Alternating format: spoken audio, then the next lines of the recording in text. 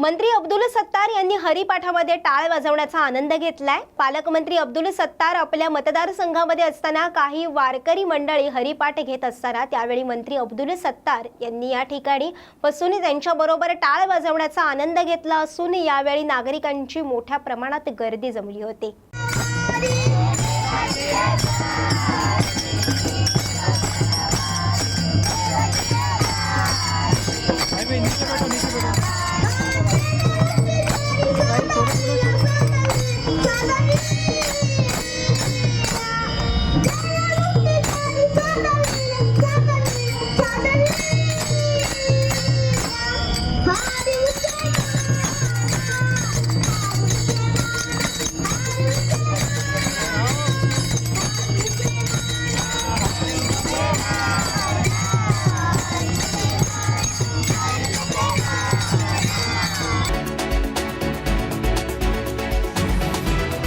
राष्ट्रवादी काँग्रेसचे शहर अध्यक्ष दीपक मानकर यांना विधान परिषद आमदार करा, कार्यकर्त्यांची मागणी आहे।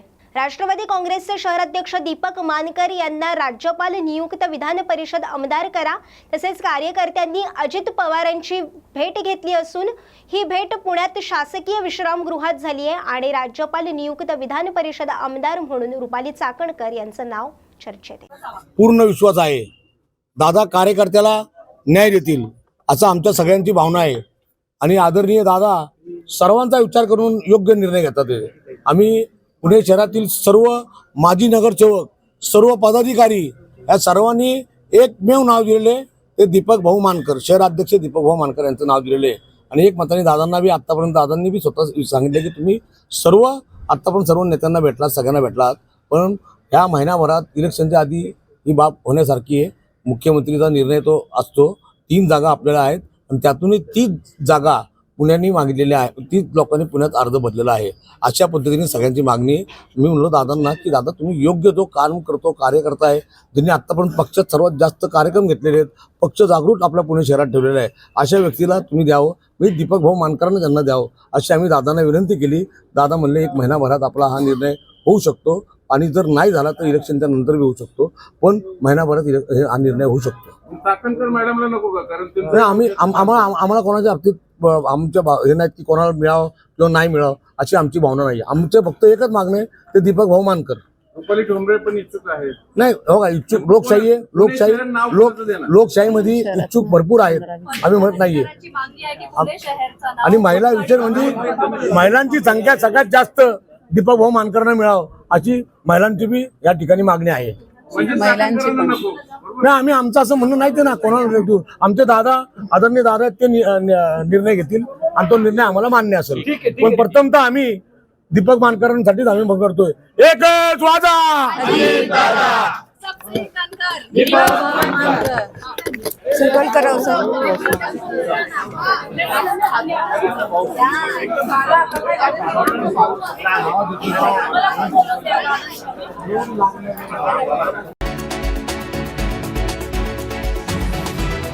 आठवडाभराच्या विश्रांतीनंतर ठाणे शहरात पुन्हा पावसाने हजेरी लावली आहे।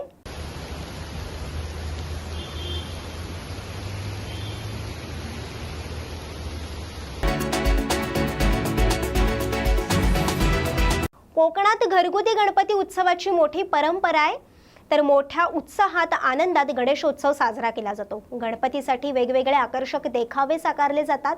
असेच सामाजिक भान जपत कुवारबाव मधील वर्तक कुटुंबियांनी इको फ्रेंडली देखावा तयार केलाय। कुवारबाव मधील वर्तक कुटुंबीय गेल्या 16 वर्षांपासून इको फ्रेंडली देखावा तयार करतात, तर यावर्षी त्यांनी कल्पवृक्ष लावा कल्पवृक्ष जगवा असा आशयाचा संदेश देणारा घरगुती देखावा तयार केला असून संपूर्ण नारळाच्या झाडाच्या घटकांपासून हा देखावा साकारण्यात आलाय।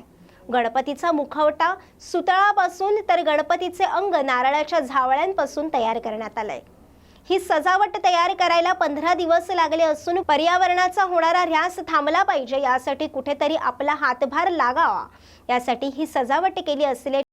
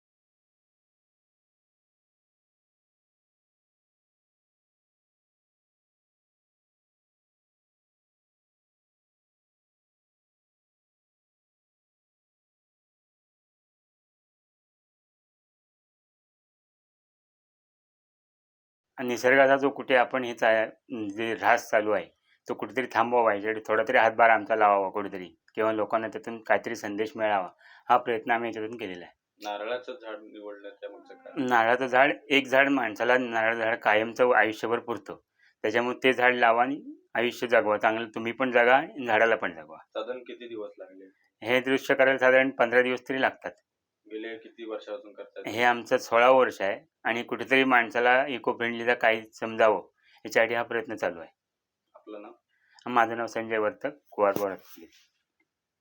तर अशाच बातम्या बघण्यासाठी पाहत रहा न्यूज मराठी 24/7. नवा भारत, नवा विचार. धन्यवाद.